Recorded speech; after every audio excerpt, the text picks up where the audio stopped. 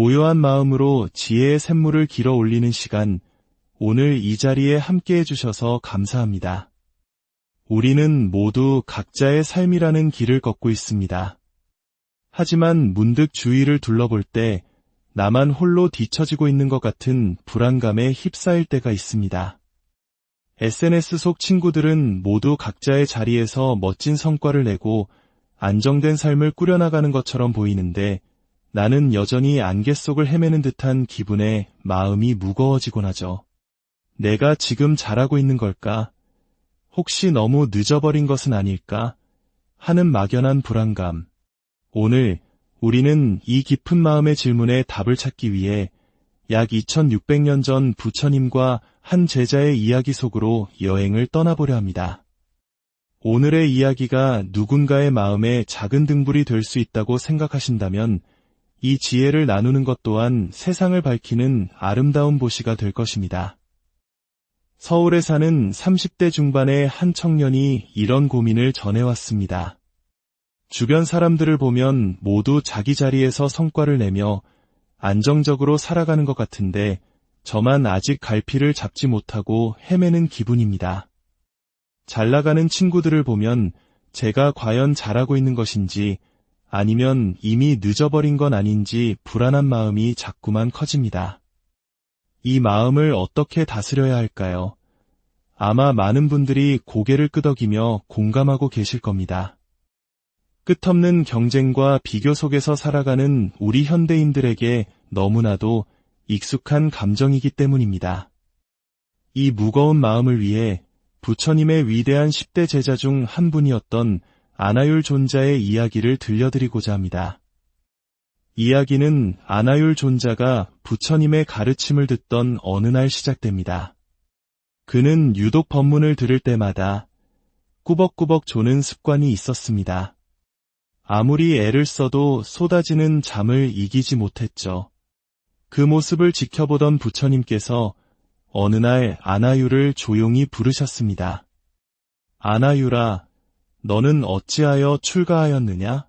세금을 피해서냐, 도적을 피해서냐, 아니면 그저 세상살이가 힘들어 도망치기 위함이었느냐? 아나율은 깜짝 놀라 대답했습니다. 아닙니다. 부처님. 저는 생로병사의 고통에서 벗어나 모든 번뇌로부터의 해탈을 얻기 위해 출가하였습니다. 부처님께서는 부드럽지만 단호한 목소리로 말씀하셨습니다. 그러한 큰 뜻을 품고 출가한 수행자가 진리의 가르침이 펼쳐지는 자리에서 어찌 혼미한 정신으로 눈을 감고 있단 말이냐. 그 꾸짖음에 아나율 존자는 정신이 번쩍 들었습니다. 그렇구나. 내가 출가한 이후 그 초심을 잊고 있었구나. 그는 큰 충격을 받았고 그 자리에서 극단적인 맹세를 하게 됩니다. 지금 이 순간부터 저는 깨달음을 얻기 전까지 결코 잠을 자지 않겠습니다. 두 눈을 감지 않겠습니다. 부처님께서 원하신 것은 마음의 눈을 뜨라는 가르침이었지만 아나율 존자는 그 뜻을 오해하여 육신의 눈을 감지 않겠다는 고집을 부리기 시작했습니다. 잠을 자지 않고 밤낮으로 수행에만 몰두하자 그의 몸은 서서히 망가지기 시작했습니다. 특히 두 눈에는 심각한 병이 생겨 극심한 고통에 시달렸습니다. 이 소식을 들은 부처님께서는 당대 최고의 명의였던 기바를 불러 아나율을 진찰하게 했습니다. 기바의 진단은 간단했습니다. 존자시여, 이 병의 유일한 처방은 잠을 주무시는 것입니다. 하지만 아나율 존자는 고집을 꺾지 않았습니다. 나는 부처님 앞에서 맹세했소. 그 약속을 어길 수는 없소. 스스로 만든 맹세에 갇혀버린 그는 결국 두 눈의 빛을 완전히 잃고 말았습니다. 육신의 눈, 즉 육안을 잃게 된 것입니다. 하지만 경전에서는 그가 육신의 눈을 잃은 대신 모든 것을 꿰뚫어보는 지혜의 눈인 천안을 얻었다고 전합니다. 이제 아나율 존자의 세상은 완전한 어둠에 잠겼습니다. 어느 날 그의 가사가 낡고해져 수선이 필요했습니다. 그는 바늘과 실을 찾아 들었지만 보이지 않는 눈으로는 도저히 바늘기에 실을 꿰을 수가 없었습니다. 몇 번이고 시도했지만 실은 번번이 바늘길을 비껴갔습니다. 답답했던 아나율 존자는 허공을 향해 큰 소리로 외쳤습니다. 여기 저를 위해 바늘에 실을 꿰어주는 공덕을 지으실 분이 계십니까? 그때 한 사람이 조용히 다가와 그의 손에서 바늘과 실을 받아 들고는 아주 능숙하게 실을 꿰어 건네주었습니다. 그 부드럽고 따뜻한 손길에 아나율 존자는 물었습니다. 니십니까? 그러자 너무나도 익숙하고 자비로운 음성이 들려왔습니다. 나다, 아나율아, 바로 스승이신 부처님께서 직접 오셔서 눈먼 제자의 바늘에 실을 꿰어주고 계셨던 것입니다. 아나율 존자는 너무나 놀라 무릎을 꿇었습니다.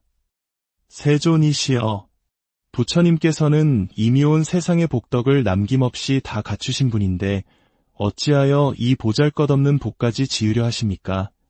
부처님께서는 미소를 지으시며 말씀하셨습니다. 아나율아, 열애는 복을 짓는 일에 있어서 결코 만족함이 없다. 세상에 나보다 더 복을 탐하는 이는 없을 것이다. 이 이야기는 단순히 스승의 자비로운 모습을 보여주는 것을 넘어 우리 삶의 본질을 꿰뚫는 깊은 비유를 담고 있습니다. 여기서 바늘은 무엇을 의미할까요?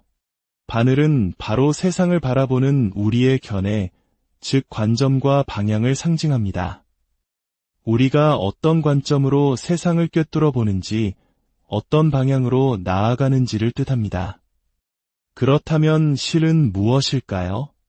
실은 바늘이 지나간 자리에 남는 흔적, 바로 우리의 기억이자 삶의 결과입니다. 바늘이 지나간 자리에는 정확하게 실이 남듯 우리의 견해가 향한 곳에 우리의 기억과 경험이 그대로 새겨집니다. 여기에는 어떠한 거짓이나 왜곡도 있을 수 없습니다. 내가 세상을 미움으로 바라보면 미움의 기억이 남고 사랑으로 바라보면 사랑의 흔적이 남습니다. 그런데 아나율 존자는 어떠했습니까? 그는 바늘에 실을 꿰지 못했습니다. 이는 무엇을 의미할까요?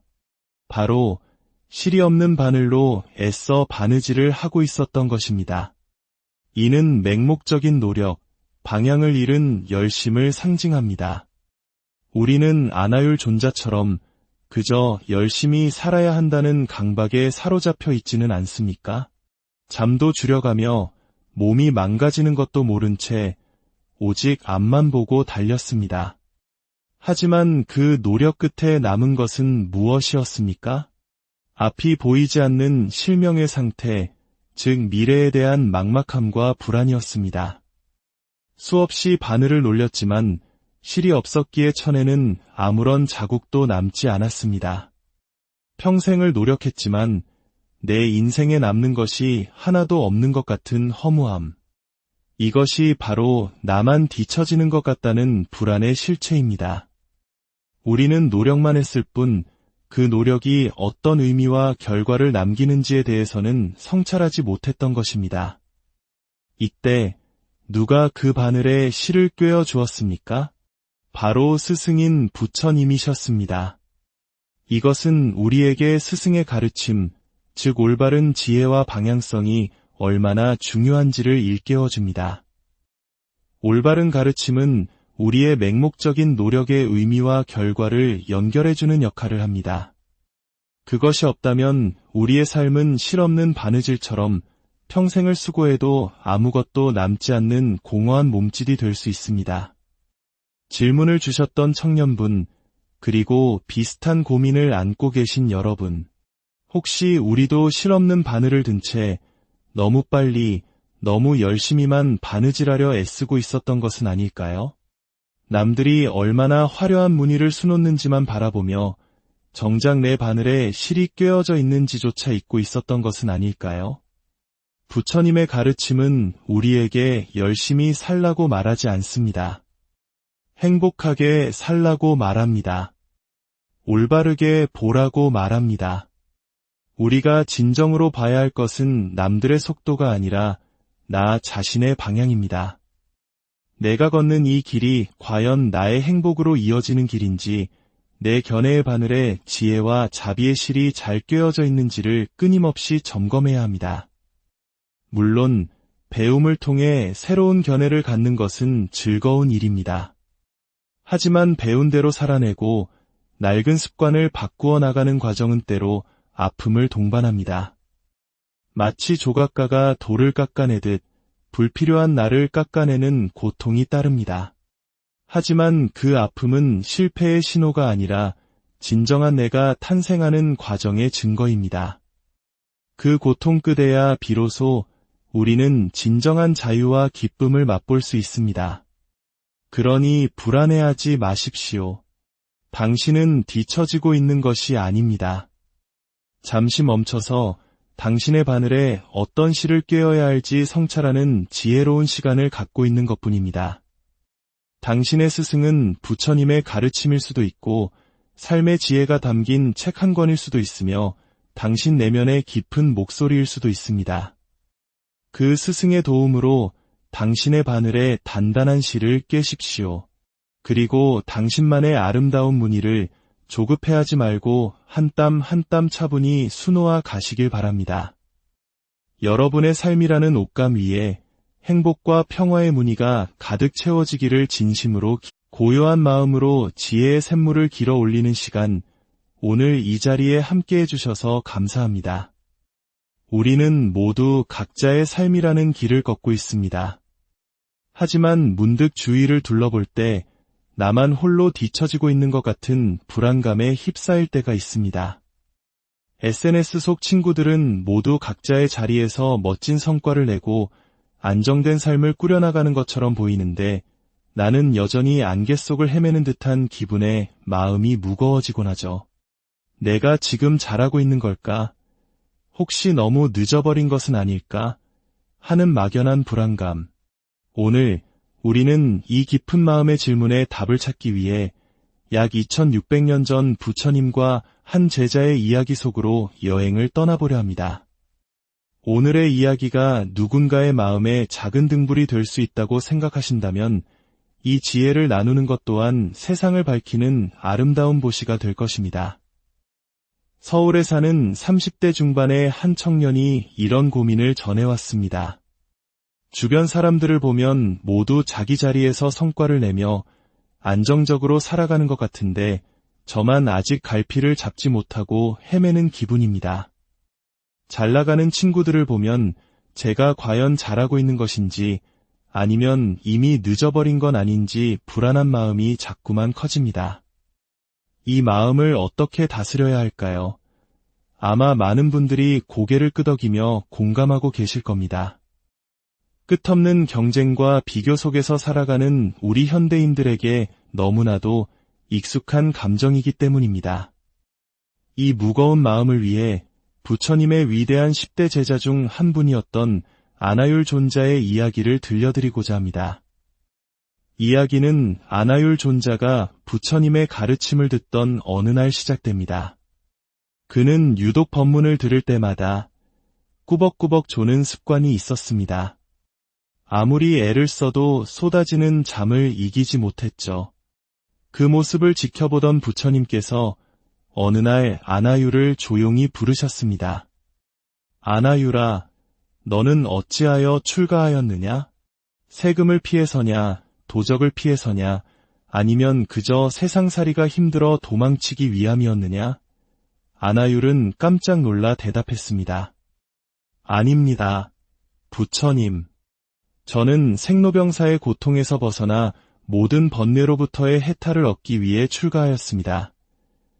부처님께서는 부드럽지만 단호한 목소리로 말씀하셨습니다. 그러한 큰 뜻을 품고 출가한 수행자가 진리의 가르침이 펼쳐지는 자리에서 어찌 혼미한 정신으로 눈을 감고 있단 말이냐. 그 꾸짖음에 아나율 존자는 정신이 번쩍 들었습니다. 그렇구나. 내가 출가한 이후 그 초심을 잊고 있었구나. 그는 큰 충격을 받았고 그 자리에서 극단적인 맹세를 하게 됩니다. 지금 이 순간부터 저는 깨달음을 얻기 전까지 결코 잠을 자지 않겠습니다. 두 눈을 감지 않겠습니다. 부처님께서 원하신 것은 마음의 눈을 뜨라는 가르침이었지만 아나율 존자는 그 뜻을 오해하여 육신의 눈을 감지 않겠다는 고집을 부리기 시작했습니다. 잠을 자지 않고 밤낮으로 수행에만 몰두하자 그의 몸은 서서히 망가지기 시작했습니다. 특히 두 눈에는 심각한 병이 생겨 극심한 고통에 시달렸습니다.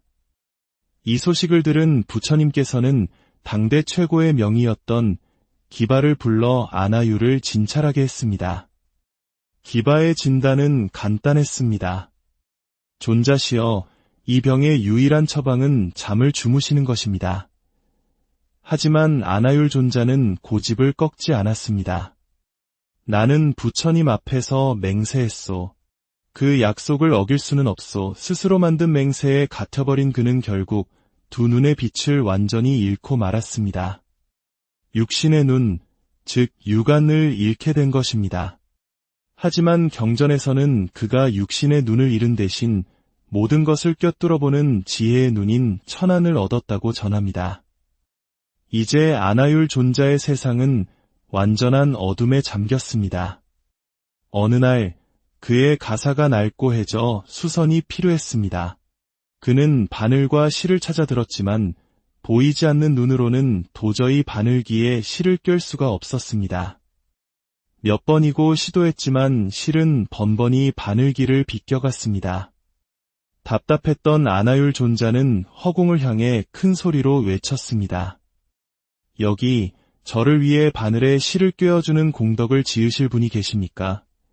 그때 한 사람이 조용히 다가와 그의 손에서 바늘과 실을 받아 들고는 아주 능숙하게 실을 꿰어 건네주었습니다. 그 부드럽고 따뜻한 손길에 아나율 존자는 물었습니다. 니십니까? 그러자 너무나도 익숙하고 자비로운 음성이 들려왔습니다. 나다, 아나율아, 바로 스승이신 부처님께서 직접 오셔서 눈먼 제자의 바늘에 실을 꿰어주고 계셨던 것입니다. 아나율 존자는 너무나 놀라 무릎을 꿇었습니다. 세존이시여, 부처님께서는 이미 온 세상의 복덕을 남김없이 다 갖추신 분인데 어찌하여 이 보잘것없는 복까지 지으려 하십니까? 부처님께서는 미소를 지으시며 말씀하셨습니다. 아나율아, 열애는 복을 짓는 일에 있어서 결코 만족함이 없다. 세상에 나보다 더 복을 탐하는 이는 없을 것이다. 이 이야기는 단순히 스승의 자비로운 모습을 보여주는 것을 넘어 우리 삶의 본질을 꿰뚫는 깊은 비유를 담고 있습니다. 여기서 바늘은 무엇을 의미할까요? 바늘은 바로 세상을 바라보는 우리의 견해, 즉 관점과 방향을 상징합니다. 우리가 어떤 관점으로 세상을 꿰뚫어 보는지, 어떤 방향으로 나아가는지를 뜻합니다. 그렇다면 실은 무엇일까요? 실은 바늘이 지나간 자리에 남는 흔적, 바로 우리의 기억이자 삶의 결과입니다. 바늘이 지나간 자리에는 정확하게 실이 남듯 우리의 견해가 향한 곳에 우리의 기억과 경험이 그대로 새겨집니다. 여기에는 어떠한 거짓이나 왜곡도 있을 수 없습니다. 내가 세상을 미움으로 바라보면 미움의 기억이 남고 사랑으로 바라보면 사랑의 흔적이 남습니다. 그런데 아나율 존자는 어떠했습니까? 그는 바늘에 실을 꿰지 못했습니다. 이는 무엇을 의미할까요? 바로 실이 없는 바늘로 애써 바느질을 하고 있었던 것입니다. 이는 맹목적인 노력, 방향을 잃은 열심을 상징합니다. 우리는 아나율 존자처럼 그저 열심히 살아야 한다는 강박에 사로잡혀 있지는 않습니까? 잠도 줄여가며 몸이 망가지는 것도 모른 채 오직 앞만 보고 달렸습니다. 하지만 그 노력 끝에 남은 것은 무엇이었습니까? 앞이 보이지 않는 실명의 상태, 즉 미래에 대한 막막함과 불안이었습니다. 수없이 바늘을 놀렸지만 실이 없었기에 천에는 아무런 자국도 남지 않았습니다. 평생을 노력했지만 내 인생에 남는 것이 하나도 없는 것 같은 허무함. 이것이 바로 나만 뒤처지는 것 같다는 불안의 실체입니다. 우리는 노력만 했을 뿐 그 노력이 어떤 의미와 결과를 남기는지에 대해서는 성찰하지 못했던 것입니다. 이때 누가 그 바늘에 실을 꿰어 주었습니까? 바로 스승인 부처님이셨습니다. 이것은 우리에게 스승의 가르침, 즉 올바른 지혜와 방향성이 얼마나 중요한지를 일깨워 줍니다. 올바른 가르침은 우리의 맹목적인 노력의 의미와 결과를 연결해주는 역할을 합니다. 그것이 없다면 우리의 삶은 실없는 바느질처럼 평생을 수고해도 아무것도 남지 않는 공허한 몸짓이 될 수 있습니다. 질문을 주셨던 청년분, 그리고 비슷한 고민을 안고 계신 여러분, 혹시 우리도 실없는 바늘을 든 채 너무 빨리, 너무 열심히만 바느질하려 애쓰고 있었던 것은 아닐까요? 남들이 얼마나 화려한 무늬를 수놓는지만 바라보며 정작 내 바늘에 실이 꿰어져 있는지조차 잊고 있었던 것은 아닐까요? 부처님의 가르침은 우리에게 열심히 살라고 말하지 않습니다. 행복하게 살라고 말합니다. 올바르게 보라고 말합니다. 우리가 진정으로 봐야 할 것은 남들의 속도가 아니라 나 자신의 방향입니다. 내가 걷는 이 길이 과연 나의 행복으로 이어지는 길인지, 내 견해의 바늘에 지혜와 자비의 실이 잘 꿰어져 있는지를 끊임없이 점검해야 합니다. 물론 배움을 통해 새로운 견해를 갖는 것은 즐거운 일입니다. 하지만 배운 대로 살아내고 낡은 습관을 바꾸어 나가는 과정은 때로 아픔을 동반합니다. 마치 조각가가 돌을 깎아내듯 불필요한 나를 깎아내는 고통이 따릅니다. 하지만 그 아픔은 실패의 신호가 아니라 진정한 내가 탄생하는 과정의 증거입니다. 그 고통 끝에야 비로소 우리는 진정한 자유와 기쁨을 맛볼 수 있습니다. 그러니 불안해하지 마십시오. 당신은 뒤처지고 있는 것이 아닙니다. 잠시 멈춰서 당신의 바늘에 어떤 실을 꿰어야 할지 성찰하는 지혜로운 시간을 갖고 있는 것뿐입니다. 당신의 스승은 부처님의 가르침일 수도 있고 삶의 지혜가 담긴 책 한 권일 수도 있으며 당신 내면의 깊은 목소리일 수도 있습니다. 그 스승의 도움으로 당신의 바늘에 단단한 실을 꿰십시오. 그리고 당신만의 아름다운 무늬를 조급해하지 말고 한 땀 한 땀 차분히 수놓아 가시길 바랍니다. 여러분의 삶이라는 옷감 위에 행복과 평화의 무늬가 가득 채워지기를 진심으로 고요한 마음으로 지혜의 샘물을 길어 올리는 시간, 오늘 이 자리에 함께해 주셔서 감사합니다. 우리는 모두 각자의 삶이라는 길을 걷고 있습니다. 하지만 문득 주위를 둘러볼 때 나만 홀로 뒤처지고 있는 것 같은 불안감에 휩싸일 때가 있습니다. SNS 속 친구들은 모두 각자의 자리에서 멋진 성과를 내고 안정된 삶을 꾸려나가는 것처럼 보이는데 나는 여전히 안개 속을 헤매는 듯한 기분에 마음이 무거워지곤 하죠. 내가 지금 잘하고 있는 걸까? 혹시 너무 늦어버린 것은 아닐까? 하는 막연한 불안감.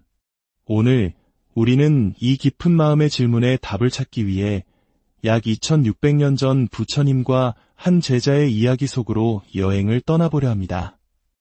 오늘의 이야기가 누군가의 마음에 작은 등불이 될 수 있다고 생각하신다면 이 지혜를 나누는 것 또한 세상을 밝히는 아름다운 보시가 될 것입니다. 서울에 사는 30대 중반의 한 청년이 이런 고민을 전해왔습니다. 주변 사람들을 보면 모두 자기 자리에서 성과를 내며 안정적으로 살아가는 것 같은데 저만 아직 갈피를 잡지 못하고 헤매는 기분입니다. 잘 나가는 친구들을 보면 제가 과연 잘하고 있는 것인지 아니면 이미 늦어버린 건 아닌지 불안한 마음이 자꾸만 커집니다. 이 마음을 어떻게 다스려야 할까요? 아마 많은 분들이 고개를 끄덕이며 공감하고 계실 겁니다. 끝없는 경쟁과 비교 속에서 살아가는 우리 현대인들에게 너무나도 익숙한 감정이기 때문입니다. 이 무거운 마음을 위해 부처님의 위대한 10대 제자 중 한 분이었던 아나율 존자의 이야기를 들려드리고자 합니다. 이야기는 아나율 존자가 부처님의 가르침을 듣던 어느 날 시작됩니다. 그는 유독 법문을 들을 때마다 꾸벅꾸벅 조는 습관이 있었습니다.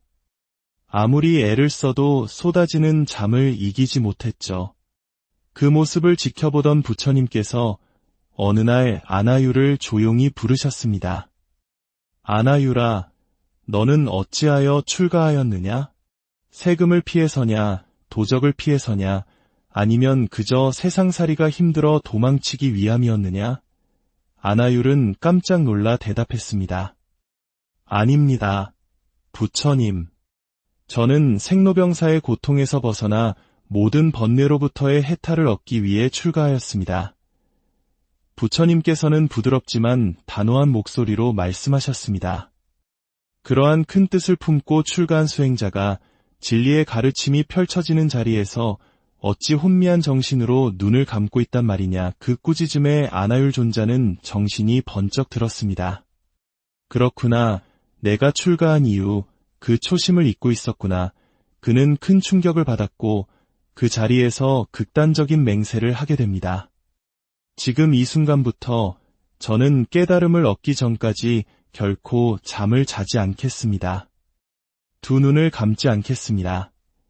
부처님께서 원하신 것은 마음의 눈을 뜨라는 가르침이었지만 아나율 존자는 그 뜻을 오해하여 육신의 눈을 감지 않겠다는 고집을 부리기 시작했습니다. 잠을 자지 않고 밤낮으로 수행에만 몰두하자 그의 몸은 서서히 망가지기 시작했습니다. 특히 두 눈에는 심각한 병이 생겨 극심한 고통에 시달렸습니다. 이 소식을 들은 부처님께서는 당대 최고의 명의였던 기바를 불러 아나유를 진찰하게 했습니다. 기바의 진단은 간단했습니다. 존자시여, 이 병의 유일한 처방은 잠을 주무시는 것입니다. 하지만 아나율 존자는 고집을 꺾지 않았습니다. 나는 부처님 앞에서 맹세했소. 그 약속을 어길 수는 없소. 스스로 만든 맹세에 갇혀버린 그는 결국 두 눈의 빛을 완전히 잃고 말았습니다. 육신의 눈, 즉 육안을 잃게 된 것입니다. 하지만 경전에서는 그가 육신의 눈을 잃은 대신 모든 것을 꿰뚫어보는 지혜의 눈인 천안을 얻었다고 전합니다. 이제 아나율 존자의 세상은 완전한 어둠에 잠겼습니다. 어느 날 그의 가사가 낡고해져 수선이 필요했습니다. 그는 바늘과 실을 찾아 들었지만 보이지 않는 눈으로는 도저히 바늘기에 실을 꿰을 수가 없었습니다. 몇 번이고 시도했지만 실은 번번이 바늘기를 비껴갔습니다. 답답했던 아나율 존자는 허공을 향해 큰 소리로 외쳤습니다. 여기 저를 위해 바늘에 실을 꿰어주는 공덕을 지으실 분이 계십니까? 그때 한 사람이 조용히 다가와 그의 손에서 바늘과 실을 받아 들고는 아주 능숙하게 실을 꿰어 건네주었습니다. 그 부드럽고 따뜻한 손길에 아나율 존자는 물었습니다. 니십니까? 그러자 너무나도 익숙하고 자비로운 음성이 들려왔습니다. 나다, 아나유라. 바로 스승이신 부처님께서 직접 오셔서 눈먼 제자의 바늘에 실을 꿰어주고 계셨던 것입니다. 아나율 존자는 너무나 놀라 무릎을 꿇었습니다. 세존이시여, 부처님께서는 이미 온 세상의 복덕을 남김없이 다 갖추신 분인데 어찌하여 이 보잘것없는 복까지 지으려 하십니까? 부처님께서는 미소를 지으시며 말씀하셨습니다. 아나유라, 열애는 복을 짓는 일에 있어서 결코 만족함이 없다. 세상에 나보다 더 복을 탐하는 이는 없을 것이다. 이 이야기는 단순히 스승의 자비로운 모습을 보여주는 것을 넘어 우리 삶의 본질을 꿰뚫는 깊은 비유를 담고 있습니다. 여기서 바늘은 무엇을 의미할까요? 바늘은 바로 세상을 바라보는 우리의 견해, 즉 관점과 방향을 상징합니다. 우리가 어떤 관점으로 세상을 꿰뚫어 보는지, 어떤 방향으로 나아가는지를 뜻합니다. 그렇다면 실은 무엇일까요?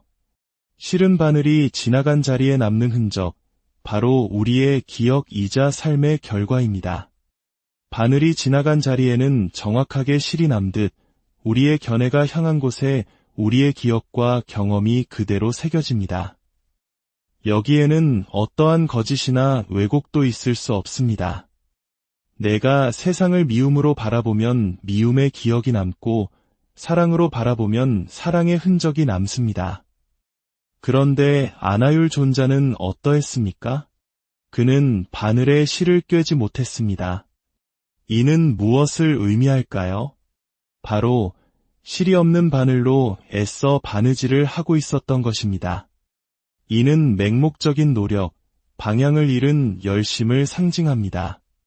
우리는 아나율 존자처럼 그저 열심히 살아야 한다는 강박에 사로잡혀 있지는 않습니까? 잠도 줄여가며 몸이 망가지는 것도 모른 채 오직 앞만 보고 달렸습니다.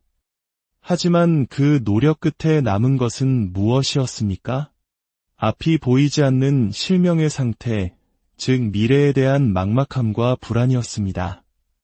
수없이 바늘을 놀렸지만 실이 없었기에 천에는 아무런 자국도 남지 않았습니다. 평생을 노력했지만 내 인생에 남는 것이 하나도 없는 것 같은 허무함.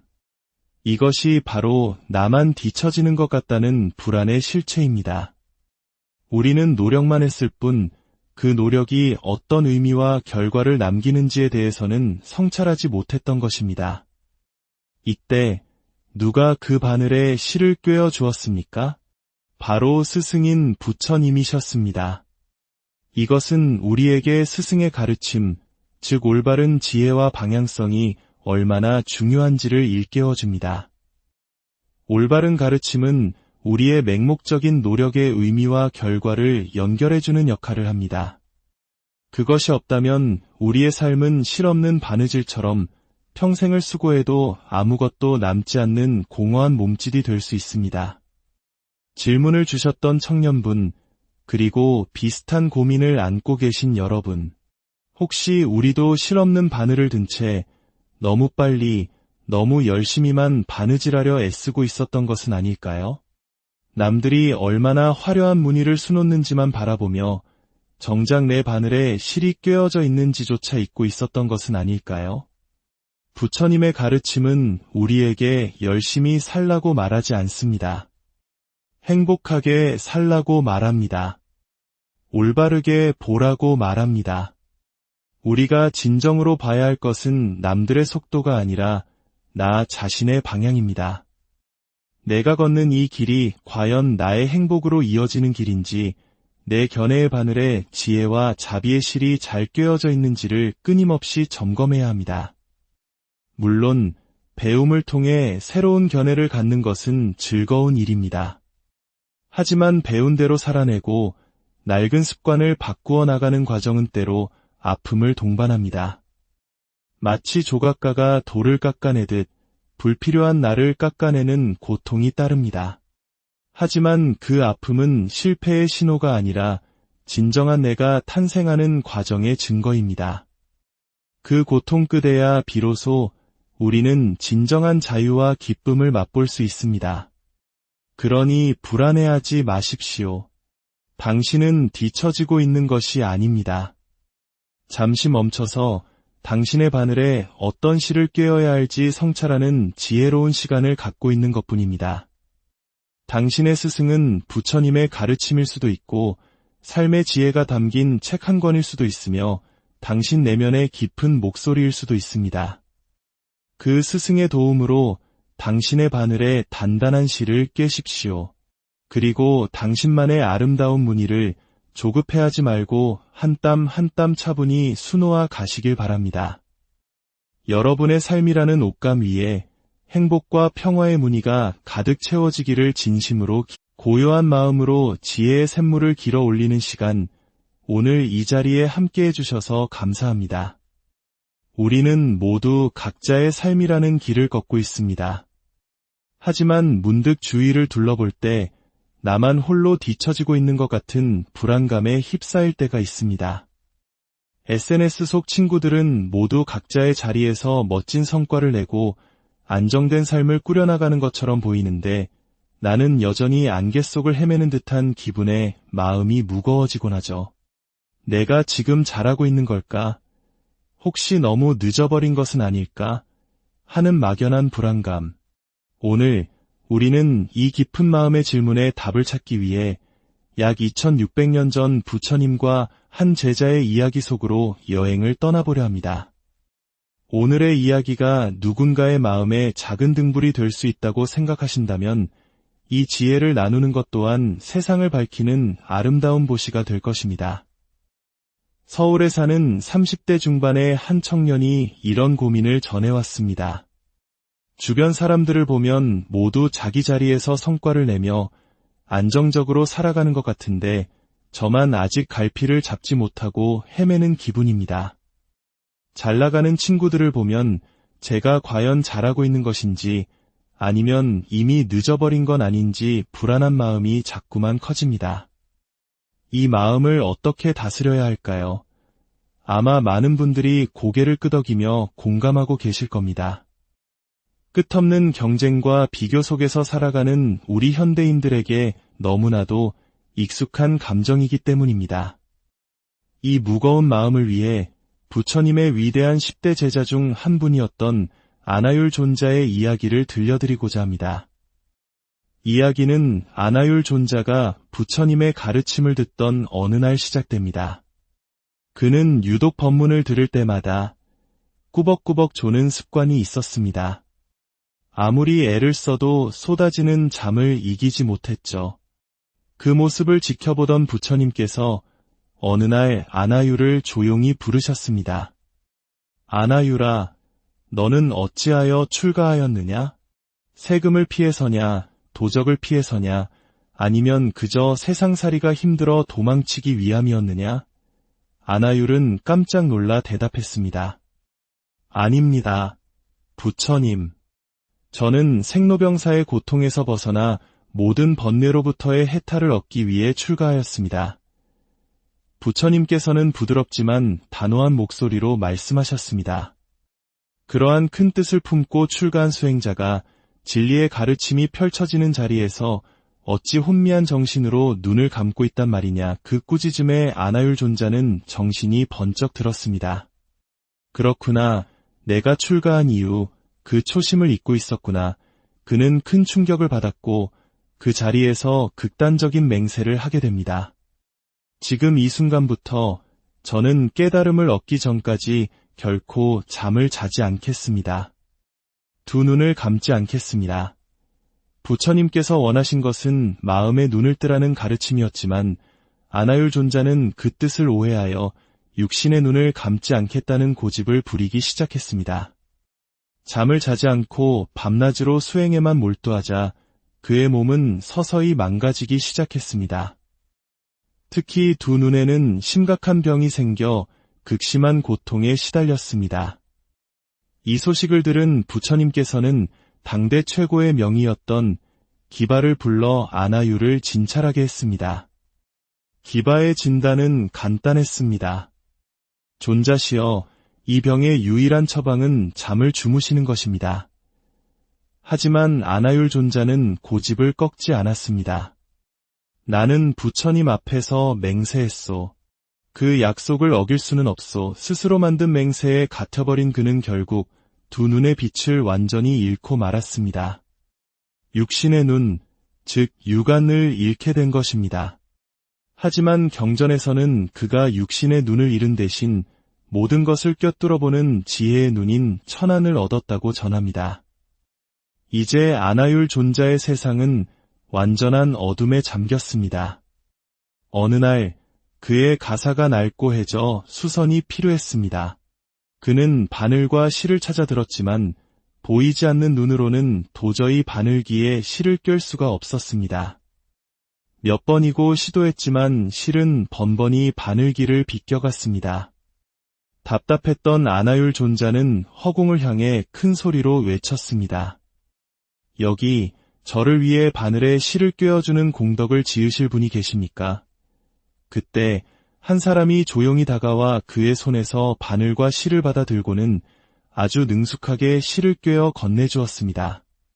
그 부드럽고 따뜻한 손길에 아나율 존자는 물었습니다. 니십니까? 그러자 너무나도 익숙하고 자비로운 음성이 들려왔습니다.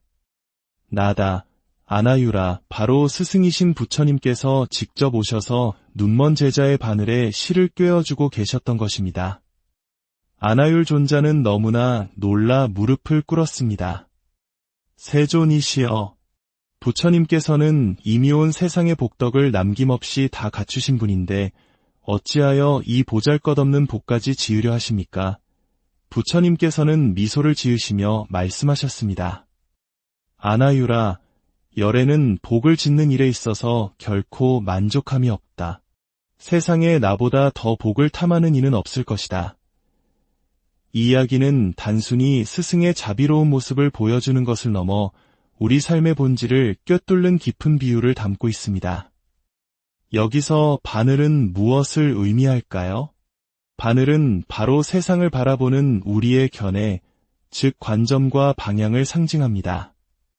우리가 어떤 관점으로 세상을 꿰뚫어 보는지, 어떤 방향으로 나아가는지를 뜻합니다. 그렇다면 실은 무엇일까요?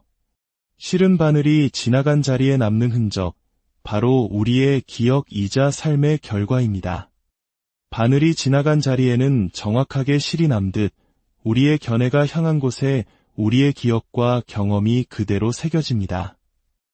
여기에는 어떠한 거짓이나 왜곡도 있을 수 없습니다. 내가 세상을 미움으로 바라보면 미움의 기억이 남고 사랑으로 바라보면 사랑의 흔적이 남습니다. 그런데 아나율 존자는 어떠했습니까? 그는 바늘에 실을 꿰지 못했습니다. 이는 무엇을 의미할까요? 바로 실이 없는 바늘로 애써 바느질을 하고 있었던 것입니다. 이는 맹목적인 노력, 방향을 잃은 열심을 상징합니다. 우리는 아나율 존자처럼 그저 열심히 살아야 한다는 강박에 사로잡혀 있지는 않습니까? 잠도 줄여가며 몸이 망가지는 것도 모른 채 오직 앞만 보고 달렸습니다. 하지만 그 노력 끝에 남은 것은 무엇이었습니까? 앞이 보이지 않는 실명의 상태, 즉 미래에 대한 막막함과 불안이었습니다.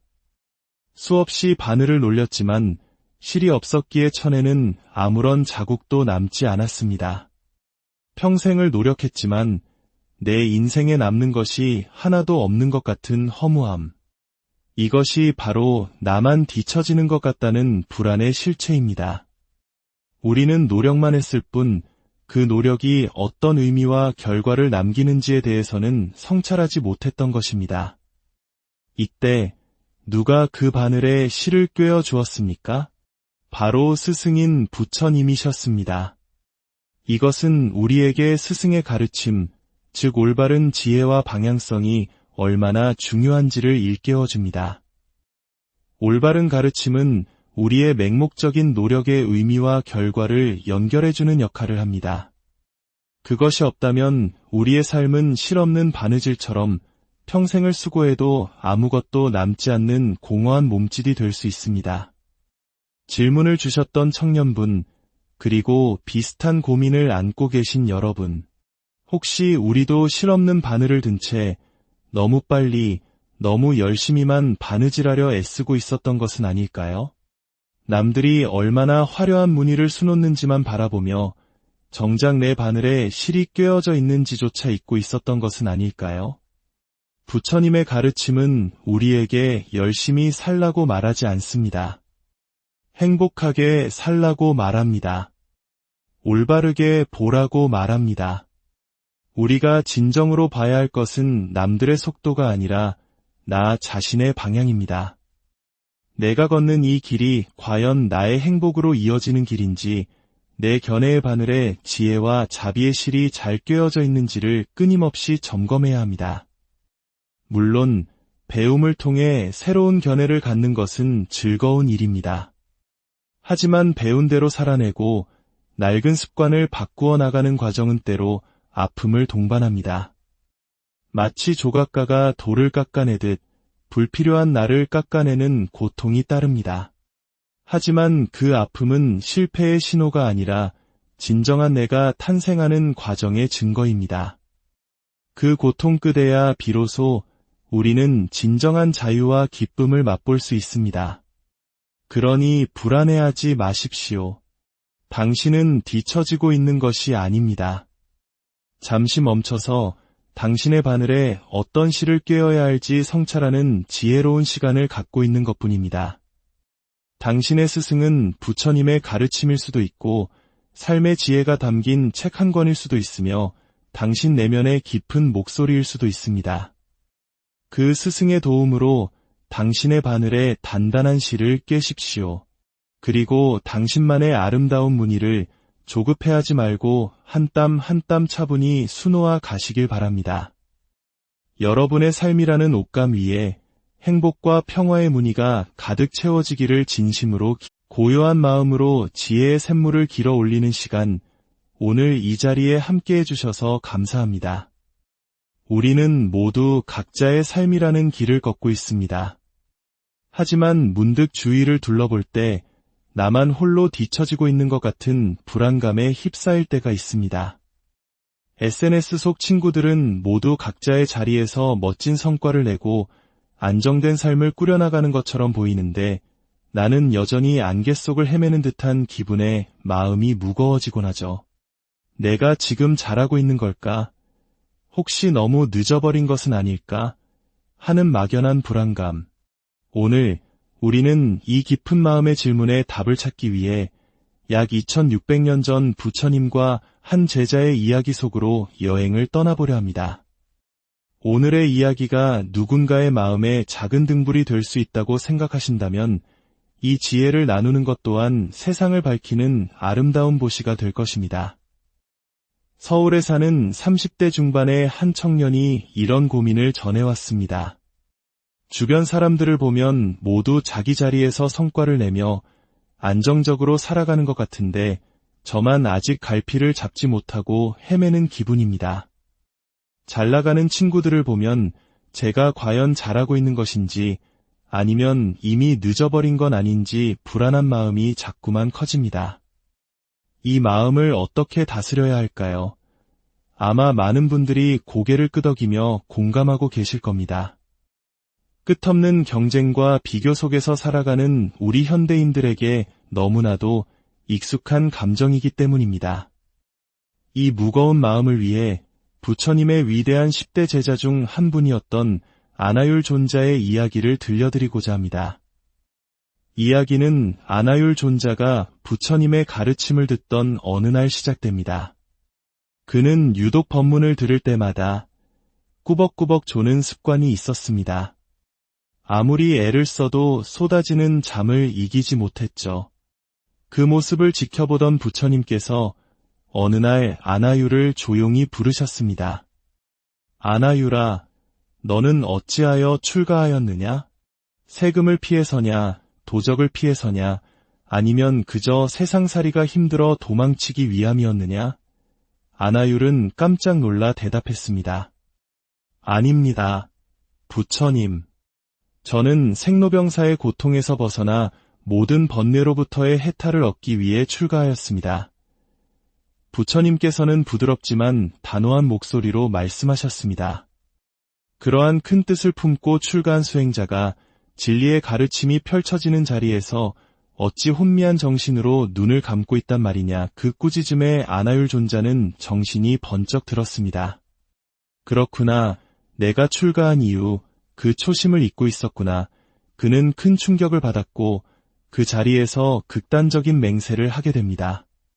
지금 이 순간부터 저는 깨달음을 얻기 전까지 결코 잠을 자지 않겠습니다. 두 눈을 감지 않겠습니다. 부처님께서 원하신 것은 마음의 눈을 뜨라는 가르침이었지만 아나율 존자는 그 뜻을 오해하여 육신의 눈을 감지 않겠다는 고집을 부리기 시작했습니다. 잠을 자지 않고 밤낮으로 수행에만 몰두하자 그의 몸은 서서히 망가지기 시작했습니다. 특히 두 눈에는 심각한 병이 생겨 극심한 고통에 시달렸습니다. 이 소식을 들은 부처님께서는 당대 최고의 명의였던 기바를 불러 아나율을 진찰하게 했습니다. 기바의 진단은 간단했습니다. 존자시여, 이 병의 유일한 처방은 잠을 주무시는 것입니다. 하지만 아나율 존자는 고집을 꺾지 않았습니다. 나는 부처님 앞에서 맹세했소. 그 약속을 어길 수는 없소. 스스로 만든 맹세에 갇혀버린 그는 결국 두 눈의 빛을 완전히 잃고 말았습니다. 육신의 눈, 즉 육안을 잃게 된 것입니다. 하지만 경전에서는 그가 육신의 눈을 잃은 대신 모든 것을 꿰뚫어보는 지혜의 눈인 천안을 얻었다고 전합니다. 이제 아나율 존자의 세상은 완전한 어둠에 잠겼습니다. 어느 날 그의 가사가 낡고해져 수선이 필요했습니다. 그는 바늘과 실을 찾아 들었지만 보이지 않는 눈으로는 도저히 바늘기에 실을 꿰을 수가 없었습니다. 몇 번이고 시도했지만 실은 번번이 바늘기를 비껴갔습니다. 답답했던 아나율 존자는 허공을 향해 큰 소리로 외쳤습니다. 여기 저를 위해 바늘에 실을 꿰어주는 공덕을 지으실 분이 계십니까? 그때 한 사람이 조용히 다가와 그의 손에서 바늘과 실을 받아 들고는 아주 능숙하게 실을 꿰어 건네주었습니다. 그 부드럽고 따뜻한 손길에 아나율 존자는 물었습니다. 니십니까? 그러자 너무나도 익숙하고 자비로운 음성이 들려왔습니다. 나다, 아나율아, 바로 스승이신 부처님께서 직접 오셔서 눈먼 제자의 바늘에 실을 꿰어주고 계셨던 것입니다. 아나율 존자는 너무나 놀라 무릎을 꿇었습니다. 세존이시여, 부처님께서는 이미 온 세상의 복덕을 남김없이 다 갖추신 분인데 어찌하여 이 보잘것없는 복까지 지으려 하십니까? 부처님께서는 미소를 지으시며 말씀하셨습니다. 아나율아, 열애는 복을 짓는 일에 있어서 결코 만족함이 없다. 세상에 나보다 더 복을 탐하는 이는 없을 것이다. 이 이야기는 단순히 스승의 자비로운 모습을 보여주는 것을 넘어 우리 삶의 본질을 꿰뚫는 깊은 비유를 담고 있습니다. 여기서 바늘은 무엇을 의미할까요?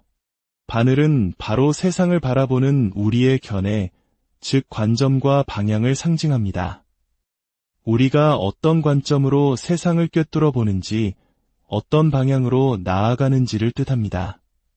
그렇다면 실은 무엇일까요? 실은 바늘이 지나간 자리에 남는 흔적, 바로 우리의 기억이자 삶의 결과입니다. 바늘이 지나간 자리에는 정확하게 실이 남듯 우리의 견해가 향한 곳에 우리의 기억과 경험이 그대로 새겨집니다. 여기에는 어떠한 거짓이나 왜곡도 있을 수 없습니다. 내가 세상을 미움으로 바라보면 미움의 기억이 남고 사랑으로 바라보면 사랑의 흔적이 남습니다. 그런데 아나율 존자는 어떠했습니까? 그는 바늘에 실을 꿰지 못했습니다. 이는 무엇을 의미할까요? 바로 실이 없는 바늘로 애써 바느질을 하고 있었던 것입니다. 이는 맹목적인 노력, 방향을 잃은 열심을 상징합니다. 우리는 아나율 존자처럼 그저 열심히 살아야 한다는 강박에 사로잡혀 있지는 않습니까? 잠도 줄여가며 몸이 망가지는 것도 모른 채 오직 앞만 보고 달렸습니다.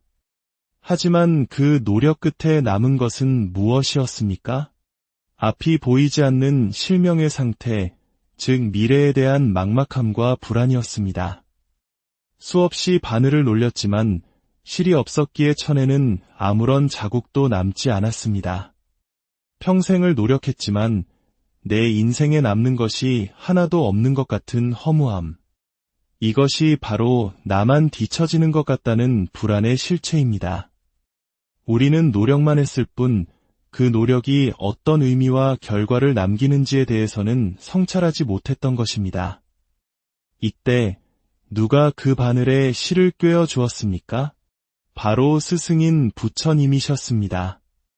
이것은 우리에게 스승의 가르침, 즉 올바른 지혜와 방향성이 얼마나 중요한지를 일깨워줍니다.